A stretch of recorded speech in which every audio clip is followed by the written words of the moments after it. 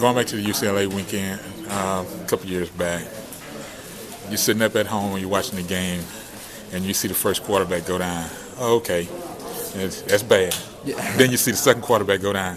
Now your mind kind of like it's running. The locomotion is like rolling. It was it was just hard to watch, especially when they're like brothers to me. Both those guys are great influences in my life and still are.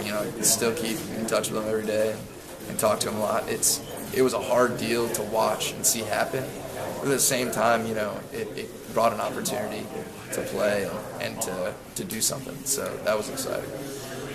How quickly was, after the game was over with, you get a phone call from whomever, and now you got to leave from Dallas, get back to the school as quickly as possible, get settled in, and then get ready for the rest of the season, not just the next day. Yeah, that was probably the last thing I remember about that whole fall. Everything else is just a blur. It was so much learning and just as much film as I could handle and much plays and trying to practice without mistakes. And you've got to be the leader, even though you've just gotten thrown into the fire. You're still calling everything and checking everything. So it was a lot to take in. But seeing as it was, as overwhelming, now I can sit back and be calm and know that I'm ready to play and ready to be in these scenarios. Getting into the fire that quickly and looking at what you were looking at down the road that particular season, then having a year to basically sit and watch the game not as a sideline spectator, but as a coach and as a player, but also learning in the process with the clipboard in your hand. Yeah, it was unbelievable, especially with that season Case had last year. It's a spectacular season and little things that you really don't think about. Case made so apparent. Just the tiniest thing of, hey, if you really don't think he's open, just go to your next read and then get it out of your hands. You can live to make another play or check it down to somebody and let him go make the first down for you. You don't have to throw the first down. So it's so much learning just from veteran guys like that. That I feel like gives me a lot of experience just from him teaching me as much as he did. Coach mentioned first week, after the situation, tweaking the offense and then moving forward. Seems like the tweak worked. You all definitely moved the ball forward. Now, this past weekend, I have yet to witness that many plays in the game, over 100 offensive plays, and that's including everything, running, passing, all the facets of it.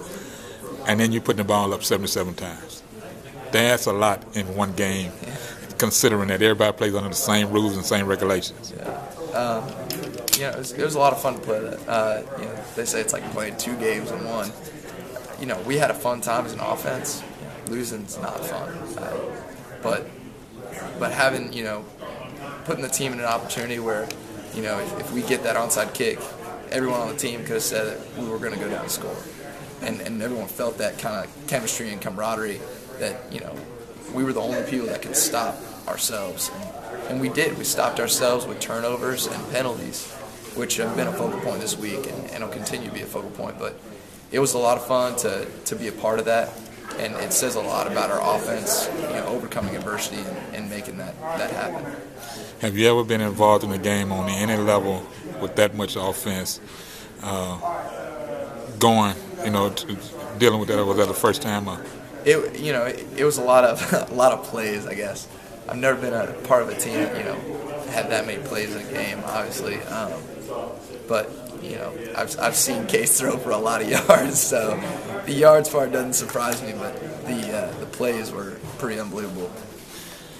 You headed on this trip first time, but you're going to take care of business. Just talk about what you've seen so far in film-wise.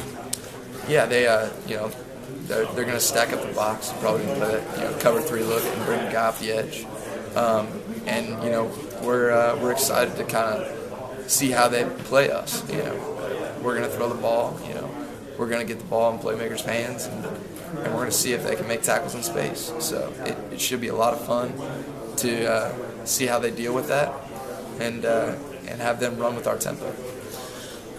You all are going in 0-2. They're 2-0. Let's talk about the reverse situation going in.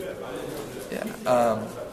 they're a great team. They've beaten Nebraska last week, which was a big deal for them. Well deserved win. A lot of respect for them.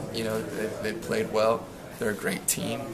Their coaching changes have definitely done a lot for them. But we're excited for the challenge, and we're going into it with go get it attitude. So it should be a lot of fun to watch.